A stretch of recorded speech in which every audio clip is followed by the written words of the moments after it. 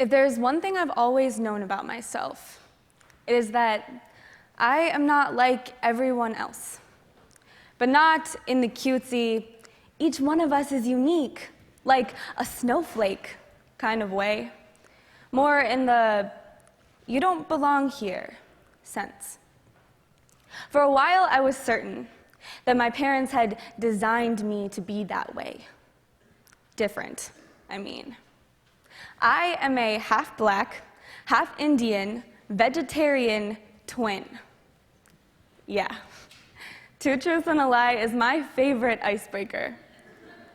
But in all seriousness, growing up without being able to categorize yourself is scary.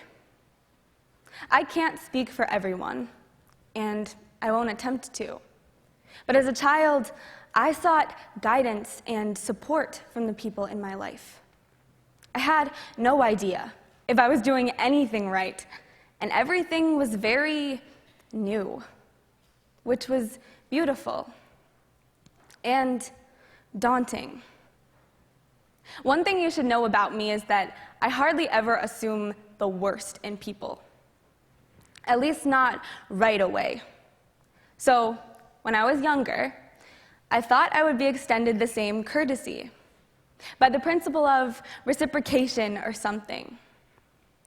But so often, where I approached others with a naive and unencumbered love, I was met with divisiveness and confusion.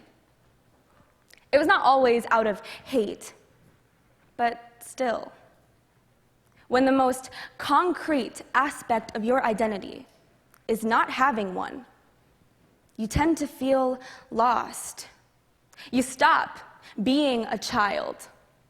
You are forced to learn what it means to be multiplicitous before it is in your vocabulary. I used to think of myself as a genetic mutation, a fluke. I was not supposed to exist. How could I? There was no place for me, no order to me. I was metaphysical, intangible, a caveat to the prevailing way of life, an insignificant statistic, an outlier. So, growing up in Washington, D.C., aka Chocolate City, was both a wonderful and skewing experience. I learned a lot about the multifaceted nature of my Blackness and Black culture. The Black women in my family often spoke with confidence and courage, unabashed by the stigmas they carried. And I was once that way as well. But somewhere along the line, I learned to be seen and not heard. It was easy to retreat into silence when everything I spoke aloud felt like a performance. I have never presented as Black, so I felt a lot of pressure to act Black instead, surely perpetuating stereotypes along the way. When my Indian family asked why I neglected our culture, I told them. It did not feel genuine for me. I don't speak Hindi or Urdu like they do. I was not raised Muslim like them. The most Indian I have ever been is when TSA randomly selects me for a baggage search at the airport, or when I am exoticized and fetishized by passersby who have a thing for Indian women who look like me. But looking like I belong does not make me feel like I do. And claiming a culture that I am hardly acquainted with feels an awful lot like lying. The Oxford Dictionary simplifies intersectionality to the interconnected nature of social categorizations such as race, gender, and class, as they apply to a given individual or group. Thorough definition. But I can tell you from personal experience that possessing an interconnected nature is no simple task. To be clear, I love my intersectional identity and the races that comprise it.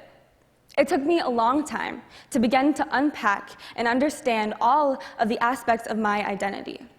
And I still struggle with them, like I just struggled right now, all the time.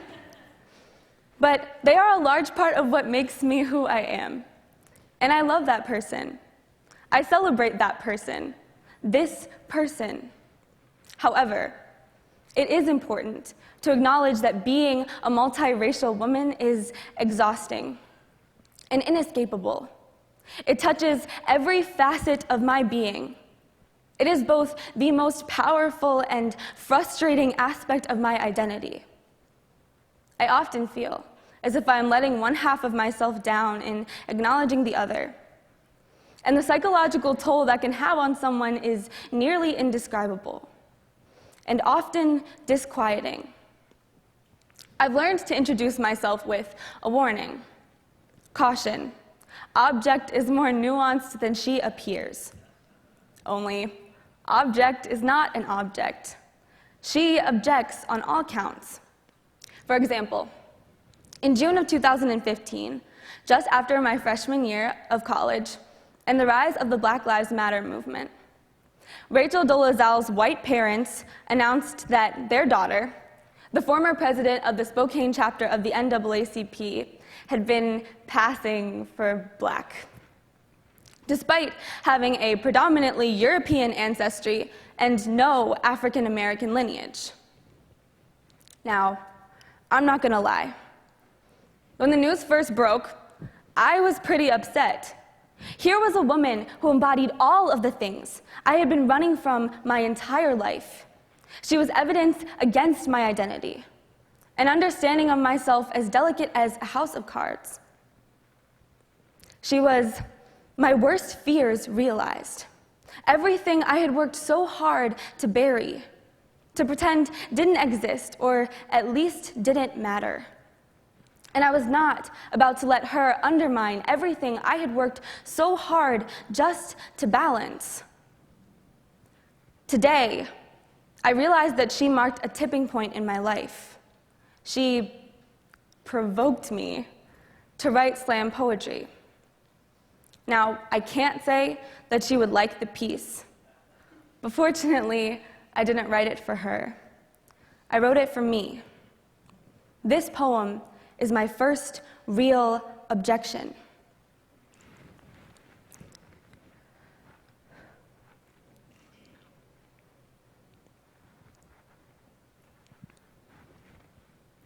You threw on our skin like a new coat and acted as if it were a family heirloom. You put on someone else's ripped jeans to pretend as if you scraped your knees in their fight. But you have never known what it is like to be slammed against the concrete. You have never wiped the bloody consequences of racism from the corners of your lips like a bad taste in your mouth. The same mouth that neither huffed nor puffed, I can't breathe, while far too many police officers taught you what it means to be Black in America. Maybe that's why you never learned. I learned the hard way that this skin wasn't gonna cut it, at least not before being cut into. Living in this ambiguous color can force you into a two-front war, each half of yourself fighting to push its counterpart out, begging to expel one at the expense of the other. A civil war ensuing on a genetic platform, spiraling up the staircase of your DNA. Silky hair, whispering vicious slurs at your complexion. Chocolate skin itching under the brush of oppressive curly locks. While inside you scream for neutrality, for a buffer zone, a sanctuary. But there is no Switzerland for your psyche. You have to make your own. I was taught that this texture is an anomaly, that my ethnicity is a defining part of me, that I could never run from what they thought they'd seen. What are you? They ask at arm's length, as if I am a spectacle to be caged, to be poked and prodded. Their venomous words shape my veins, and their judgmental stares bare into bones. I break myself up for them. I feed them every part of me in chewable, bite-sized pieces, but it does not make the pill any easier to swallow. And when they dab their lips at the finish and sigh their satisfaction, they leave me with only the dirty dishes of my past that they would deny having made if I ever bothered to ask them, to ask Rachel, so which one is the kitchen? Do people ever compare you to your lunch bag? I want to understand you, Rachel, really. I do.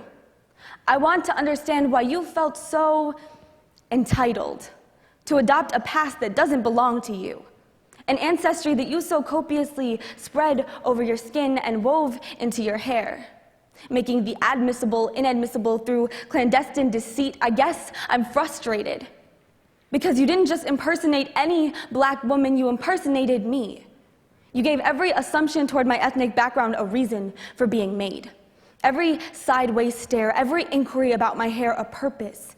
You gave me one more way to feel out of place in my own skin because you didn't like your own enough. We live in a world that taught the white woman you were that she could be anything she wanted to be, while the black women you sought to resemble have never known such a nourishing relationship with this society, and part of me wants to applaud you for splatter painting white walls with brown pigment, even if it was just a cheap coat. I do not blame you for craving this richer color, this vibrant culture, this beautiful skin I'm in, but I will not pretend to like the way you went about it. I, too, am sick of this Venn diagram of ethnicity.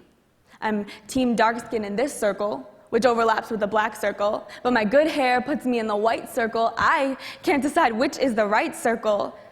And now, I'm just as confused as I once thought you were. But maybe we're just lost in translation. Maybe we're all a little lost in color. The last line of the piece was by far the hardest to write. It was the first slam poem I had ever written just for myself. But it was difficult to be that honest, to admit that there was the possibility that Rachel Dolezal wasn't all wrong, that something positive could come from what felt so much like a personal attack on my identity. My relationship with my racial identity and the races that comprise it is not in equilibrium. It is polar. I have never been the perfect Indian-African cocoa blend, and that is frightening to my sense of self as a mixed-race woman. Although I do not identify as deeply with it, I often fear that I am silencing my Indian culture by giving in to an insidious prejudice. I fear that I am appropriating my black culture because I do not fit a stereotypical criterion. But mostly, I fear that every day I am lending credence to a stigma of myself as a woman, a black woman, an Indian woman, and a multiracial woman. A stigma that is too expansive for me to address all at once, but too pervasive for me not to attempt to. Black women are often caricatured as loud and obnoxious, while Indian women are painted as quiet and submissive. I am both, which makes me neither. I am too strong to be weak, and too weak to be strong. No matter which identity I choose to uphold, I will always be perpetuating a stigma that is not representative of either. That is the invisible balancing act of a multiracial woman. I am arrogant for thinking I have something to say that is worth hearing. But in remaining silent, I'm upholding the oppression of my gender. There is no middle ground.